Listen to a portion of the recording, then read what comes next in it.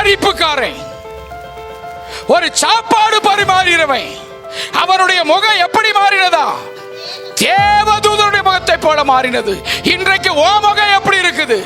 எந்த பகுதியில் உன் குடும்பத்துக்கு விரோதமான காரியங்கள் செய்யப்படுது, உன் குடும்பத்தை கீழே தள்ளுபடி பிசாசு எந்த இடத்துல திட்டம் பண்ணுகிறான் என்று சொல்லி நீ அறிந்திருக்க வேண்டும் என்று இயேசு விரும்புகிறார். இந்த சவுலை மாற்றின கர்த்தர் இன்றைக்கு உன்னை மாற்ற விரும்புகிறார்.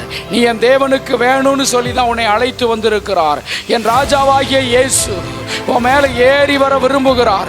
உன்னை கொண்டு அநேக அற்புதங்களை செய்ய விரும்புகிறார். உன்னை கொண்டு நோயாளியை சுகப்படுத்த விரும்புகிறார். உன்னை கொண்டு தீர்க்க தரிசனம் உரைக்க விரும்புகிறார். உன்னை கொண்டு பிசாசு கொண்டு அவனுடைய ராஜ்யத்தையும் நடுங்க வைக்க அவர் விரும்புகிறார். அவனுடைய ராஜ்யம், அவனுடைய பாதாளத்தின் சிங்கோல் அசைக்கப்பட வேண்டும் என்று என் கர்த்தர் விரும்புகிறார். வாசிங்க அப்போஸ்தலர் 7ஆம் அதிகாரம் 55வது வசனம். அவன் பரிசுத்த ஆவியிலே நிறைந்தவனாய் வானத்தை அண்ணாந்து பார்த்து தேவனுடைய மகிமையும் தேவனுடைய வலது பாரிசத்தில் இயேசு நிற்கிறதையும் கண்டு. அந்த அப்போஸ்தலர் 7ஆம் அதிகாரம் முழுவதும் ஆபிரகாம் உருவான நாளில் இருந்து இந்த ஜனங்கள், இஸ்ரவேல் ஜனங்கள் நடத்தி வந்தது வரைக்கும் அவன் என்ன செய்றான்? தரிசனமா சொல்றான். இவன் என்னைக்காவது பார்த்தானா ஆபிரகாம? இவன் என்னைக்காவது ஆபிரகாமனை கண்டிருப்பானா? ஆவியானவருடைய நிறைவு அவனுக்குள்ள வந்தபோது ஒரு பந்தி விசாரிப்புக்காரனாக இருந்தவன், ஒரு டேபிள் துடைக்கிறவனாக இருந்த ஸ்தேவான், அங்கே இருந்த 7 பேர்ல ஒருத்தன், பிலிப்பு ஒருத்தன், ஸ்தேவான் ஒருத்தன், அங்கே கிரேக்க விதவைகளுக்கும் அங்கே யூதர்களுக்கும் இடையில இருந்த அந்த பிரச்சனையில இவனை பந்தி விசாரிப்புக்காரனா போட்டாங்க. இவன் பரிசுத்த ஆவி நிறைந்தவனா மாறி போனான்.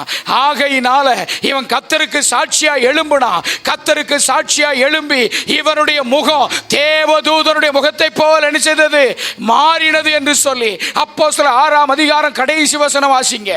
ஆலோசனை சங்கத்தில் உட்கார்ந்திருந்த அனைவரும் அவன் மேல் கண்ணோக்கமாயிருந்து அவன் முகம் தேவதூதன் முகம் போல் இருக்க கண்டார்கள்.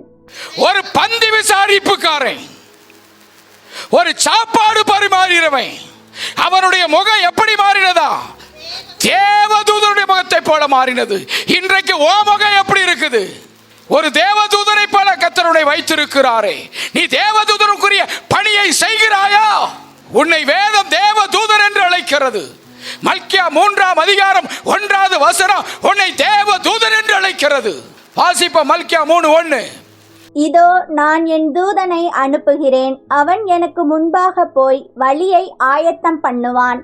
அப்பொழுது நீங்கள் தேடுகிற ஆண்டவரும் நீங்கள் விரும்புகிற உடன்படிக்கையின் தூதனுமானவர் தம்முடைய ஆலயத்துக்கு தீவிரமாய் வருவார். இதோ வருகிறார் என்று சேனைகளின் கர்த்தர் சொல்கிறார். அவன் சாதாரண ஒரு தேவனுடைய மனுஷன். அவனை குறித்து வேதனை சொல்லுகிறது, உனக்கு முன்னாடி ஆண்டவரே உமக்கு முன்னாடி போய் என் தூதனை அனுப்புறேன். அவன் யாரு? யோவான் ஸ்நானகன். வெட்டுக்களையும் காட்டுத்தேனையும் சாப்பிட்டவன் ஆண்டவருக்கு என்ன செய்தான்? வழி ஆயத்தப்படுத்துற. மனம் திரும்புங்கள், பரலோக ராஜ்யம் சமீபித்திருக்குதுன்னு சொன்னான். இன்றைக்கு உங்களை கர்த்தர் தூதனாக வைத்திருக்கிறார். அவருடைய பணியை செய்வதற்கு தேவ பிள்ளையே நீ என்ன செய்து கொண்டிருக்கிறாய்?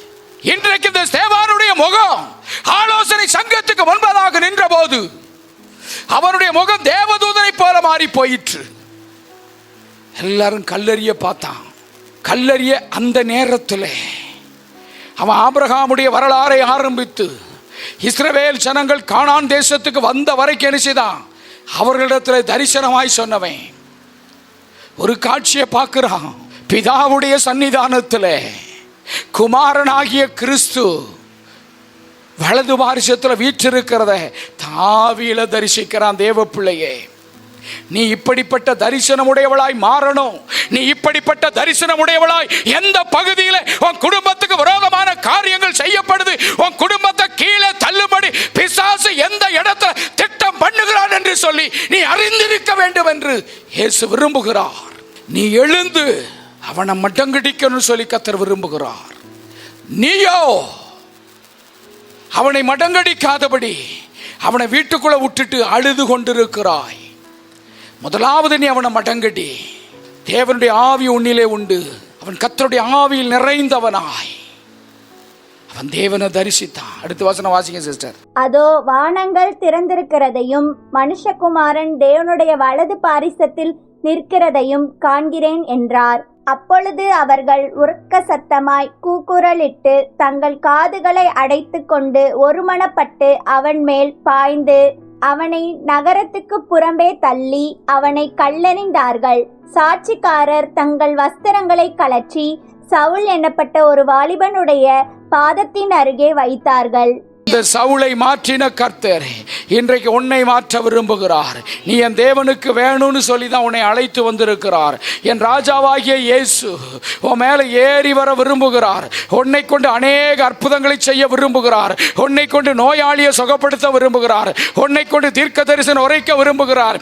உன்னை கொண்டு பிசாசு கொண்டு அவனுடைய ராஜ்யத்தையும் நடுங்க வைக்க அவர் விரும்புகிறார். அவனுடைய ராஜ்யம் அவனுடைய பாதாளத்தின் சிங்கால் அசைக்கப்பட வேண்டும் என்று கர்த்தர் விரும்புகிறார். அப்படி சிங்காசனம் அசைக்கப்படணும். அதுக்கு தான் கர்த்தர் ஒண்ண வச்சிருக்கிறார். நீ உட்கார்ந்து தூங்கிக்கிட்டு யோனாவை மாறி நீ என்ன செஞ்சுக்கிட்டு இருக்கா? சால் ஜாப்பு சொல்லிக்கிட்டு நினிவேக்கு போச்சோன்னா நீ என்னங்க ஓடுறா? தர்சீசுக்கு ஓடிக்கிட்டு இருக்கிற. கொஞ்ச காலம்தான் உங்களுக்கு ஒரு எச்சரிப்பு. கடைசியா சிஸ்டர் வாசிங்க 59. அப்பொழுது கர்த்தராகிய இயேசுவே என் ஆவியை ஏற்றுக்கொள்ளும் என்று ஸ்தேவான் தொழுது கொள்கையில் அவனை கல்லெறிந்தார்கள். இந்த பட்டணம் என்னால ரட்சிக்கப்படணும். இந்த பகுதியினுடைய பாவத்தை நீங்க என்ன செய்யுங்க, மன்னிங்கன்னு சொல்லி கர்த்தர் விண்ணப்பம் பண்ண சொல்றாரு. அவ்வளவுதான்.